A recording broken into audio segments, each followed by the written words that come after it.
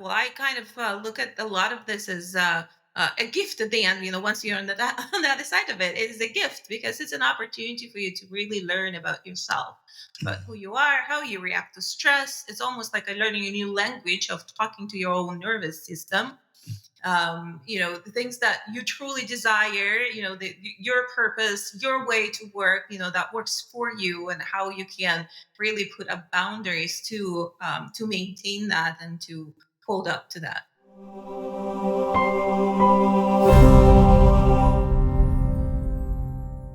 Welcome to Mirror Talk Soulful Conversations. If this is your first time here, we're so glad you found us. And to our returning listeners, welcome back. We've missed you. Take a moment to hit that subscribe button so you never miss out on the inspiration, wisdom, and heartwarming stories we share every week. Let's grow together, one soulful conversation at a time.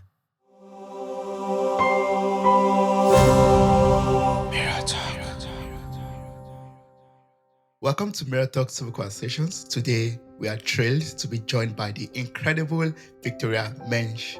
When I saw your last name, Victoria, I'm in Germany currently, and Yeah. Mensch is a German word which means people or person actually. Right. And I was like, oh, okay, I'm going to ask you directly, even before finishing the introduction, if you are German or have German origin. No, I'm not of German origin. I'm actually of Russian origin. But this last name, I was told that it's not just a person, but it's a strong person. So okay, I'll take that.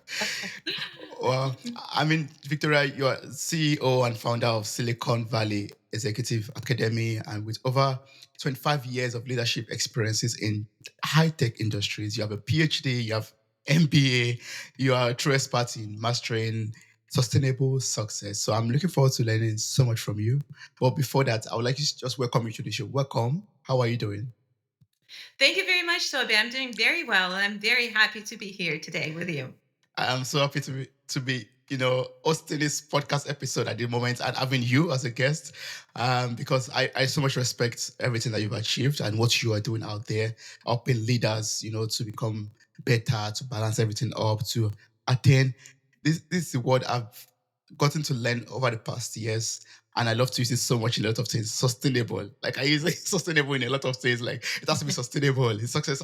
So when I saw sustainable success, I was like, oh, okay, success can be sustainable also. So before we go into all of the questions that I have bubbling in my mind right now, I would just like us to get to know you better. And to get to know you better, we're going to answer some word card questions. Okay. 3 levels. We'll start with icebreakers, then we'll go into confessions, level 2, and then level 3 will be getting deep. Okay. Are you ready for Well, it? what's deeper than confession? Okay. Deeper than confessions, like going deeper. So I have some cards here. I'm just going to pick one randomly. I'm shuffling at the Mhm. moment, and I'll just pick one, and then I'll just ask you the question. You see it first. I think What's the first thing you think of when you say "I love"? ooh. That's nice. Well, the first thing I think of is really a sense of joy, right? So when I say I love, Yeah. it really filling with joy, because I think love is a very broad concept. It's not necessarily in terms of relationship, but in terms of your relationship with the life, with the broader kind of community, with the life, with the different parts of the community, with yourself. So when I hear words I love, they really fill me with joy and kind of high vibrations, if you want. Oh yeah. I love that so much. Yeah. I believe love brings, joy into our lives. Like Mm. unexplainable joy, pure joy, basically. Yeah. That's a nice answer. So you ready for confessions? Yes, So level two. Okay, I'll going just up. pick. You see, it's not difficult. It's a very, very simple, easy way. I've gotten to learn more about you right now that once love is in place, then you feel joy. That's something I've learned in Okay, what confessions. excuses do you make that hold you back? Hmm. Hmm. This is really important concept, actually. And over time, through practice, I realized that almost anything can be an excuse. And the way to get out of this is to say, I am responsible or it's my choice.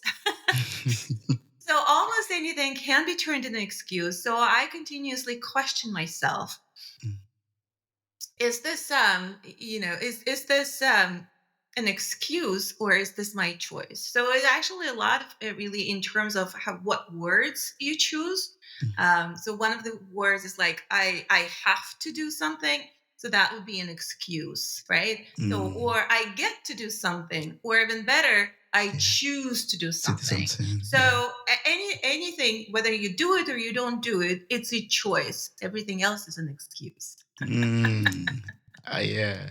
I love that so much. So it boils down to your choice of words, basically, how you decide to, frame the words, the sentence. Yeah. Yes, words are a continuation of your mindset, right? They Mm. said, so you say, well, I need to do the dishes. No, you don't need to, right? Mm. You get to, if you Yes. want to, or you choose to. You choose to. So, sometimes I didn't get the dishes because I didn't have time. So it actually means that you just have not prioritized it. Yeah. Um, and that's a choice that you made. You prioritize something else. So that's why I'm saying that it's either your choice or it's an excuse Yeah. not to do something. That's just something. Wow. Thanks so much for that. Level 3. Are you ready? Okay. Yeah, let me fill up. I mean, you're killing it already. It's just easy. So I'll just pick up a card from the middle, basically, and turn it over to you. You're reading for the first time. Okay. What is a dream you let go of, but it hurts? Hmm. What's the dream you let go of? Hmm. I wouldn't say it hurts, Hmm. um, like deeply, but it's something that I know I probably am not likely to realize in my life. So when I was growing up and I was a kid, I really wanted to be an Olympic athlete. Oh wow. And I wasn't really doing any sports at the level of Olympic Games. So that's a dream that I let go of. But I remember as a child, I was dreaming of that. It was really Mm. very vivid in my life. I would watch all Olympic Games. I would imagine myself on the pedestal competing in whichever sport. I didn't really care that much. And that obviously something that I had to let go of. That's not going to happen in this lifetime. I wouldn't say that it deeply hurts to the point of regret, but I realize that there are some things in life I probably don't get to do. Oh yeah, I would. That's a very big sense of maturity. I feel I hear basically like there are some things I'm enjoying this kind of life right now, but there are some things that I have to let go of to have this kind of life I have right now. Hmm.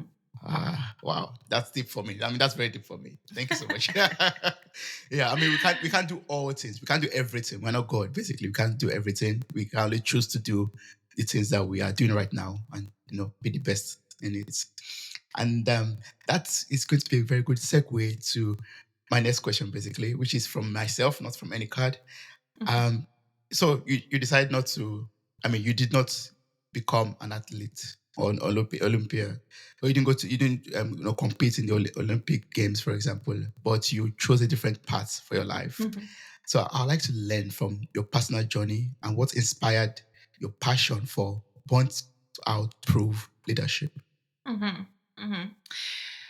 The journey is very interesting. So, out of high school, I really wanted to be a psychologist. So, I went to study psychology. I got my bachelor degree in psychology. I got my master's in psychology. I got my PhD in psychology. And then I started counseling. And that lasted for about a year. And at the end of the year, I said, I cannot do this anymore. I made a mistake. I followed my passion. I knew it was my passion. I followed my passion. I did all I needed to do to follow that. And then I made a mistake. I just, can't stand it. And I looked around, and the first thing, obviously, you start looking around and say, "Well, for sure, it's because I made the mistake. For sure, it's my choice of work and my choice of activity. That was the mistake." So I switched my careers to the corporate path, and I moved to a high tech industry, Mm. and I moved to marketing. I looked around and said, what are the skills that I can apply, the skills that I have that I can apply? What would be that industry or what would be that function? And marketing popped up. So, okay, I'm going to do that. Mm. And then what do you think? What happens 3 years later, or 2 years later? It's like, well, I made another mistake. I really cannot stand it anymore. For sure, it's the job. For sure, it's the industry. I was in a semiconductor industry that is so impersonal, that it's so hard and it's so stressful. For sure, I need to switch industries. So I switched industries, and then Yeah. 3 years later, I found myself in the same situation again. So Oh. that's the journey, really. When I realized at some points that it's not about those external circumstances, Mm. it's not about the job, it's not about the industry, it's not about the place where you are, it's not about whether it's passion or it's not passion. It's really about my own mindset and my own choices, how I build my life. Mm. So from there, I realized that all those cycles that I went through were cycles of burnout. So I got curious: how do I actually get myself out of burnout without, just exploding my life all over again and doing Yeah. another, impossible pivot. So that's what brought me to do this work. That in a lot of sense, right? So Mm. we really need to find our own strategies to deal with stress, our own activities, our own mindsets to deal with those external circumstances through the internal shifts that will help bring that sustainability that we're looking for. And in a lot of cases, when you go through those exercises and when you master those tools, in a lot of cases, you actually don't need to change much externally. You can keep the job, and it turns out I like this job, right? So I can continue developing and growing, sometimes even within the same company. So I don't need to change a partner. I don't need to change, a climate. I don't need to change a country. Mm. It's really a lot of changes I can make internally that would bring that sense of sustainability, and that not just sense of sustainability, but a true satisfaction and fulfillment in your life. Oh yeah, thank you so much. I would love to go deeper into that, but before we go deeper into the strategies that we need to put in place, I'd like to learn, from the I want to say the cycles that you got to experience, changing jobs and changing industries. What are like some common signs of burnout that you experienced, and also from your work with leaders out there? What are like burnout signs that they also Mhm. experience? Well, burnout is a chronic stress reaction. So it manifests differently for different people because our stress reaction, the way we react to stress, is very personal as well.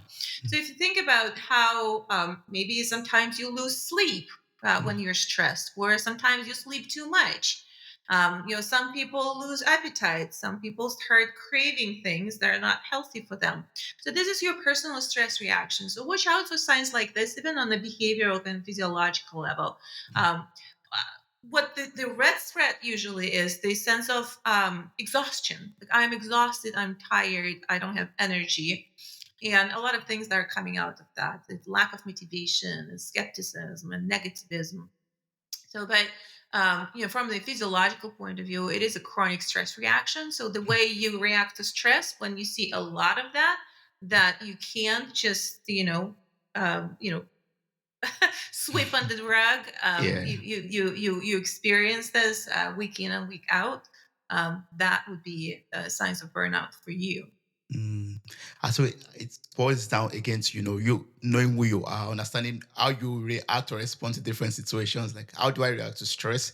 Once I'm able to figure that out, then I know, okay, if I'm feeling burnt out, then Yeah, yeah, I'll it's a express very this. beautiful work and practice if you think of it. It's well, I kind of look at a lot of this as a gift at the end. Once you're on the on the other side of it, it is a gift because it's an opportunity for you to really learn about yourself, about who Mm. you are, how you react to stress. It's almost like a learning a new language of talking to your own nervous system.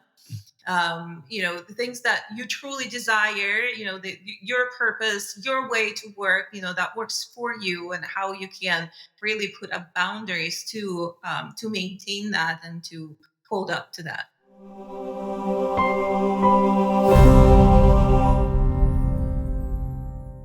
But in an ideal world, it would be very wonderful not to experience stress or burnout and all of that. But Fortunately, we don't live in an ideal world, so we have to put we have to put in those strategies in place to be able to avoid this. So, I mean, from your expertise and experience, what can we do? What strategy can we put in place in order to avoid burnouts? Hmm. So I usually talk about two levels of burnout prevention or burnout treatment, if you want. So the first level is really stress management tools. And no matter whether you think you're a burnout or not, you live in the modern world, and the modern world is very stressful. So we are exposed to all kinds of stress. It could be climate stress, it could be technological stress, it could be personal stress, it could be job stress, all kinds of stresses. And our nervous system is really overwhelmed with that. So we start to what used to be kind of a survival mechanism. Um, so you see a life-threatening situation, you perceive a life-threatening situation, and your nervous system gets activated for you to basically survive, right? So now what's happening? We don't see a lot of life-threatening situations, for better or worse, but we assign that life-threatening meaning to so many other things.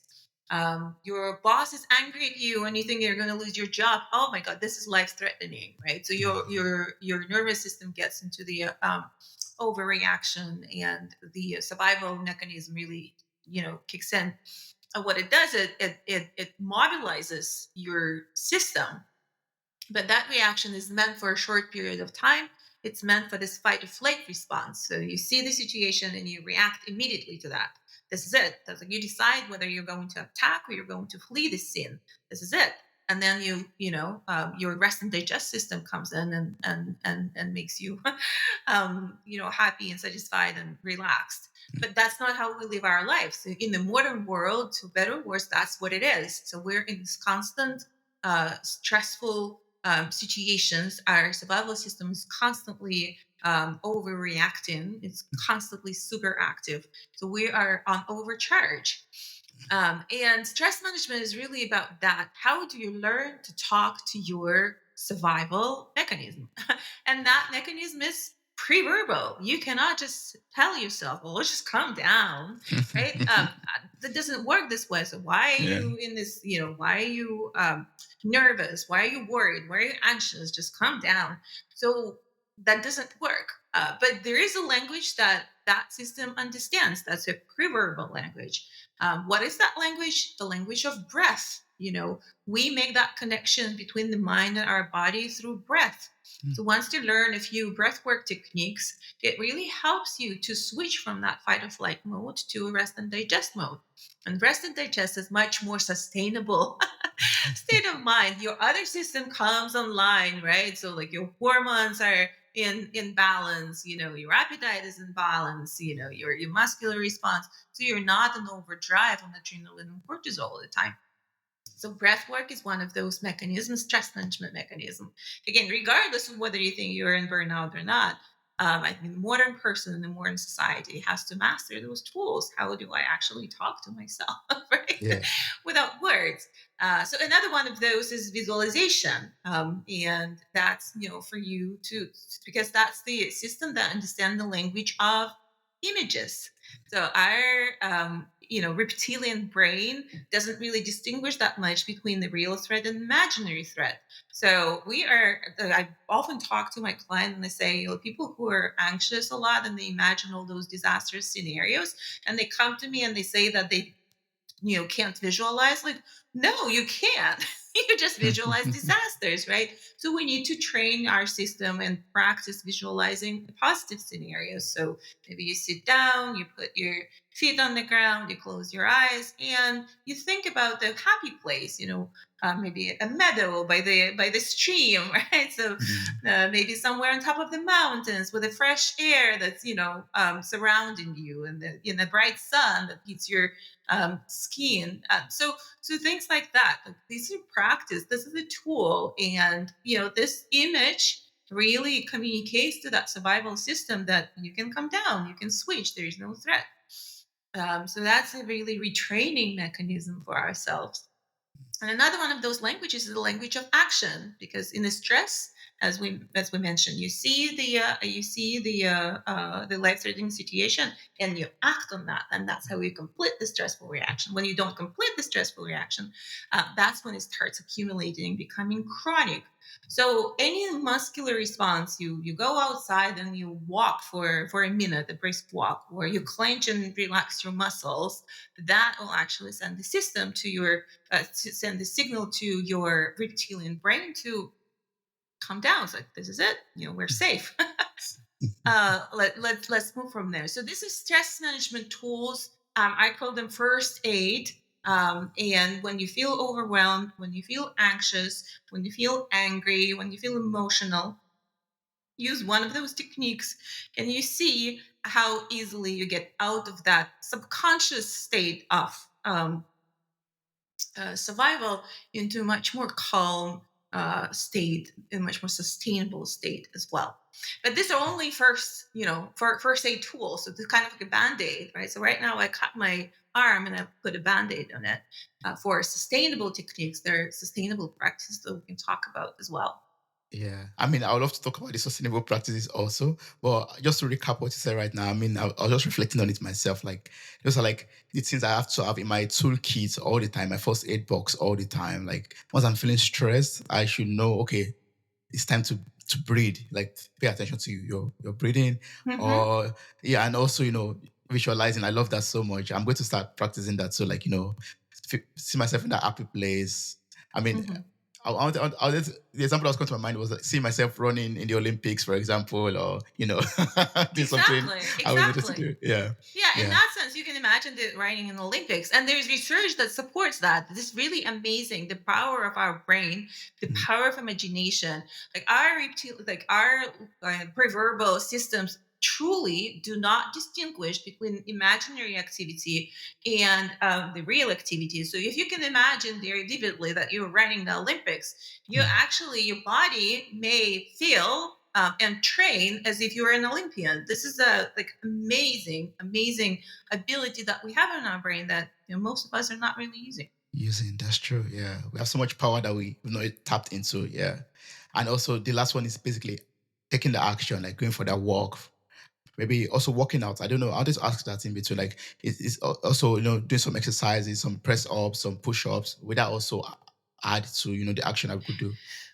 Right, exactly. So for a lot of people, it's a tall order to go with an exercise, right? So very few Mm, of us really exercise regularly. This is not what I'm talking about. This is great. If you go and exercise, absolutely, you burn that, cortisol, adrenaline, absolutely, and it's mm, very healthy for you. So in this particular situation, for as a stress management technique, kind of in the first aid in the situation, we're talking about the brisk walk, or maybe a few stretching exercises, or mm. maybe, as I said, you clench and relax your muscles. So in the moment, if you do that, you'll actually release a lot of that stress and Stress. bring your nervous system in a much more sustainable state. Okay. Because I was asking that because I've heard from some friends who say, I'm feeling so much stress right now. I have to go to the gym and, just blow Yes. some steam. Yeah. For sure, exactly. That works as a magic tool. So we know Mm, that, right? So we go to gym and we burn that steam. So what does it do, right? So that sense again, that burns all those hormones that got released during the stress. So you burn all those hormones, and it sends the signal mm, to our nervous system that, oh, that's how we complete the stress cycle. So you elevate it, your state, from a survival, you really activated your survival response, and that's how you complete it. This is it. The danger has passed. yeah. Thanks so much for that. Yeah. So I'd like us to talk about the sustainable way, basically, can you like walk us through Mhm. the strategies that we could put in place to make it sustainable? Yes. So a lot of things that we're talking about leadership, and the reason why I really talk about leadership in this sense, that leadership really starts with self leadership. So we know somebody's like, how to be a better leader? Be a better human being, right? Yeah. So what does that mean, the self leadership? So you start first. You become a role model. You become a person you want to see next to you. So in terms of sustainable practices, so one of those is the practice of noticing. things you like instead of things you don't like. Some people call it a practice of gratitude. So when your first reaction is really to be grateful to what you see, instead of seeing the wrong with the situation. In a workplace environment, what does that mean? That when you talk to your colleagues, when you talk to your employees, when you talk to your manager, you start with acknowledging, right, and appreciating what they have done before or instead of criticizing what they're doing. So this Mm. is actually a very powerful practice of gratitude, because you're in that elevated state of mind. You're constantly looking for ways, for things that you like instead of things that you don't like, and it is a practice. And once you see things that you like, you say, well, thank you. um, Thank you to that person, thank you to my company, right? So thank you to myself that I did that. And very quickly, people around you start mirroring that. So, in a business environment, what it means is that you create a culture of appreciation. And people who feel appreciated, they're much more productive, they're much more happy, they're much more loyal, and they stay much longer with you. So, you yourself create that very favorable environment around yourself, that culture of appreciation, and you yourself is in that state of gratitude. When you're in a state of gratitude, it's very hard for the survival mechanism to kick in, right? So that's what I'm talking about, the sustainable practices. And it is a practice. This is how you actually train yourself to perceive the reality. You're not, wearing a rose glass, rose, whatever, rose colored glasses. Mm. No, but you are choosing to perceive what you like first instead of what you don't like. Yeah. Yeah, it takes me back to what you said earlier about, choice and excuses, basically, like making that choice all the time. Yeah, to look at what you like. It is very powerful. So if you Mm. think of this, so there's so many things that are outside of our control, right? It's like, I don't, maybe the rain will come tomorrow. I have a big, party planned outside and the rain will come tomorrow. This is outside of my control. True. I drive a car and I get into the traffic jam. This is outside of my control that so many other people decided to drive at the same time, right? Mm. So I turn on the television and I see fire somewhere in, I don't know, Australia. This is outside of my control. So there are things that are outside of my control, and I can choose to stress out about them, but there's not much I can do about them. Mm. So the choice here is that what are the things that are within my control? Mm. So what I choose to pay attention to, right? What I choose when I pick the things I like and I'm grateful for them, that's inside of my control. When I choose to re-energize myself with a self-care to intentionally insert joy into my life, this is inside of my control. This is entirely within my control. So that's how you actually, put yourself at the steering wheel instead of being on the back seat. It's like, oh, I don't know where things are going. Yes, you know, because you control them. You make a choice to react this way. You make a choice to fill your life with joy. You make a choice to put in boundaries. You make a choice to relinquish unnecessary control. You make a Mm. choice to fear or not to fear. So you make a choice to perceive the situation as favorable or unfavorable. That is a choice. Oh yeah, yeah. I thanks so much for answering that, because a question was coming or popping up in my head, and I'll ask anyways. But I think you've answered it already. And the question was basically, how can I stop stressing out about the things that are not within my control? Even when I cannot find anything to be grateful for about it. Like, imagine me organizing a party that's supposed to be outdoors and it starts to rain tomorrow, and I can't find anything good about it because I've invited all my friends from all over the world. Yes. How can I stop stressing out about that? What do I do? And I can't find in another venue. I can't find another alternative because I've been fixed on this. What do I do then to stop stressing? Yeah, so in terms of gratitude, even within the situation, right? So there's still things to be grateful about. I'm alive. It's a good problem to have. I have so many friends who are willing to come and celebrate with me. So this Mm. is the thing to be grateful about, right? So there's always a you can, you can probably like move me in a smaller party, or you cancel that party, you move it somewhere else. Mm. So there are other things that you in terms of actions, it really depends on, you know, they're always a choice. You know, canceling a party is always a choice. So, well, True. c'est la vie, right? So this has happened this way. Mm. This is not the end of the world. But in terms of being grateful, so I can tell you right now, it's like I am alive. It is a miracle, right? So I can breathe, you know. I have so many friends who are coming who want to spend that time with me. You know, there is a rain. You know, some people are praying for rain that they cannot Mm. get it, and I get this rain. You know, this, the magic of the nature. It is a practice, so you actually intentionally, you know, look through that, and is there something to be grateful about? I usually start like, I'm alive, I breathe, and the oxygen comes to my body, and somehow everything works. I don't know how. It is a miracle. I'm grateful for that. It is a privilege to be alive. Yes, that's true. Yeah. So if we are able to put all of this in place, like the first aid and the sustainable strategies in place, are we going to be able to experience sustainable success in our life today? Yeah, so I personally think, and that's what I've seen from people around me, that this self responsibility, right? So Mm. that kind of radical self responsibility, and distinguishing between the people that are the people that things are outside of my control and in my control, that really brings that sustainable, you know, sustainable level of fulfillment, because you're the driving seat, you're a creator of your reality, pretty much, right? Yeah. And obviously, there are more fine-tuned practices there. In Mm. terms of burnout, you know, people say, "Well, but I don't have money, I don't have roof over my head." So there's always a solution. I can tell you that there is always a solution. There are some solutions that are more difficult to find. There are some solutions that are easier to find. But from the stress, kind of a high achievers, you know, leadership positions, there a lot of that is really how you construct your life, how you take ownership of that, and how you communicate your value. So, and it does start with kind of that defining, this is what I want, right? So, this is who I am, this is how I want my life to be. Mm. And you create it from there. Yeah. Oh, that's awesome. Yes.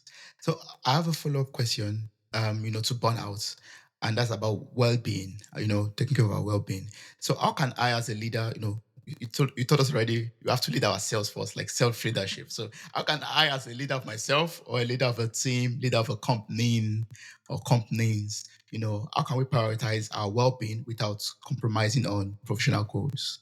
Yes.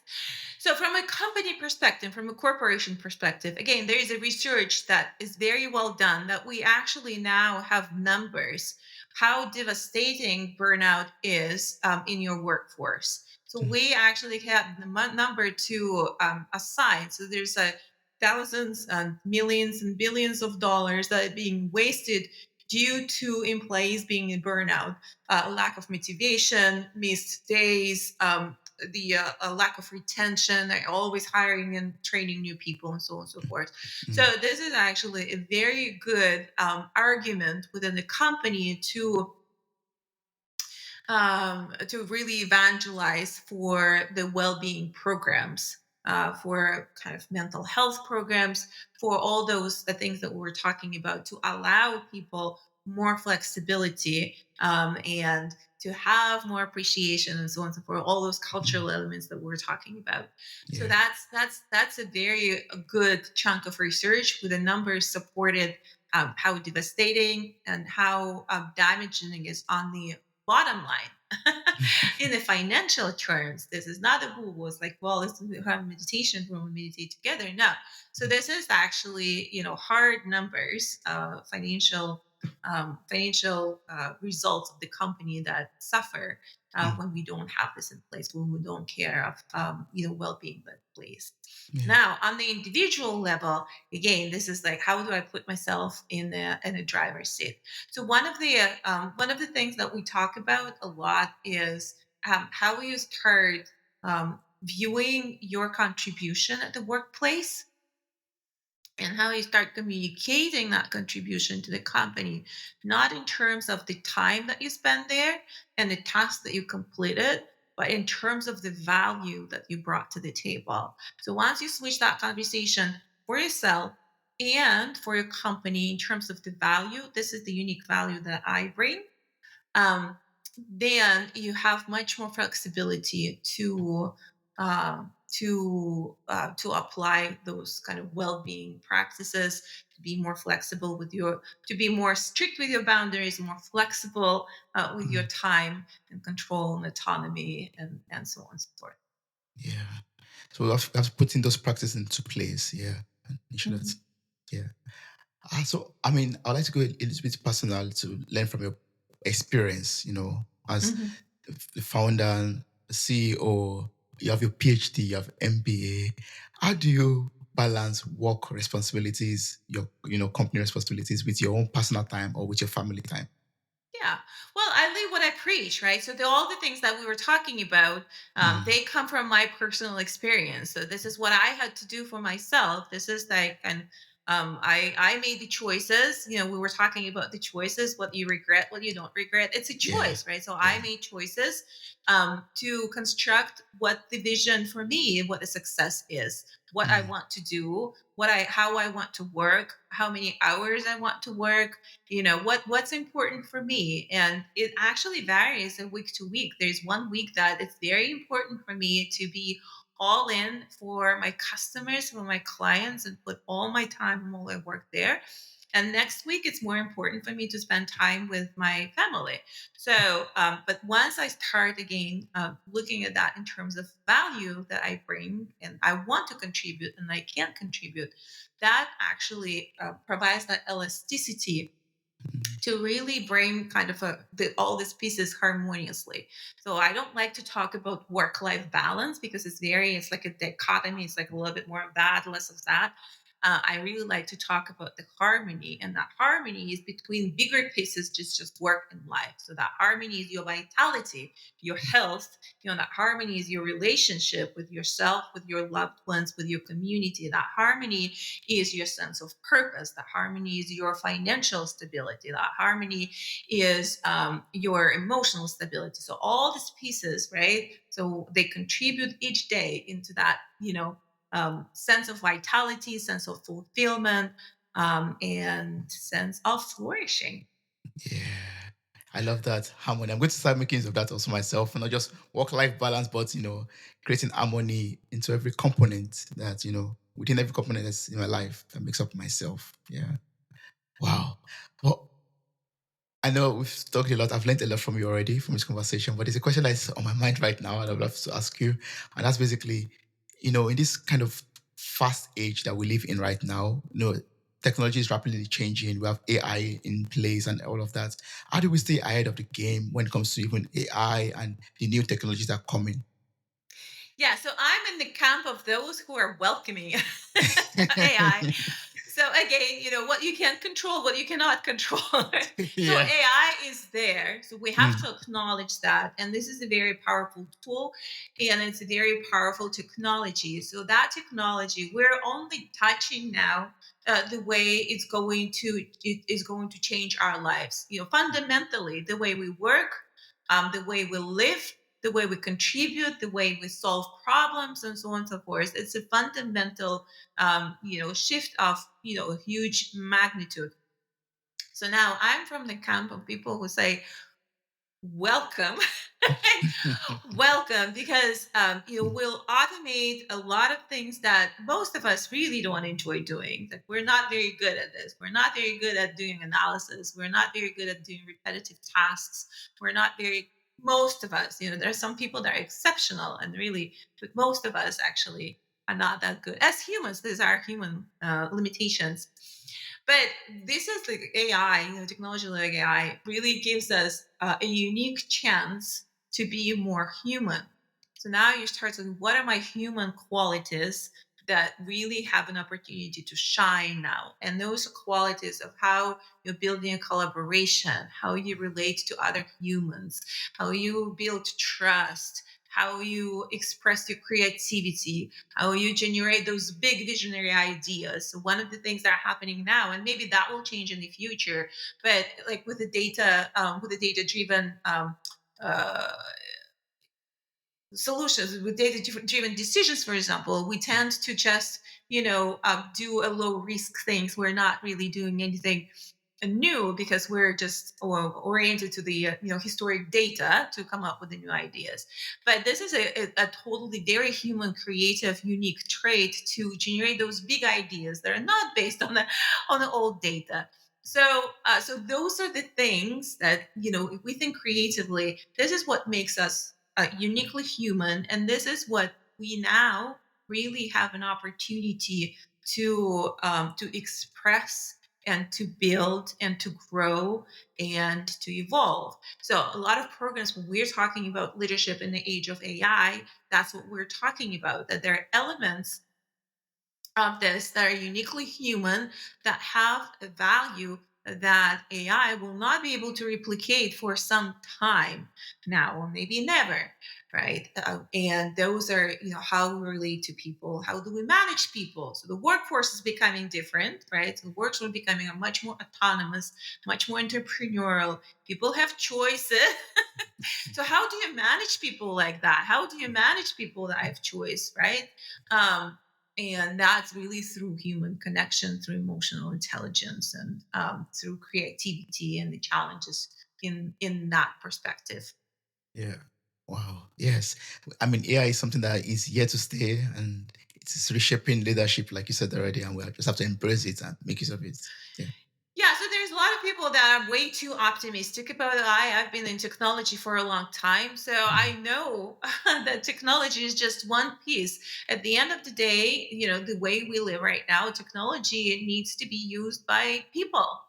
And the adoption of technology is a very big hurdle to overcome for most of the technologies, and the same with AI. So it's not like tomorrow, we'll implement artificial intelligence is going to, you know, uh, make tons of jobs obsolete. No.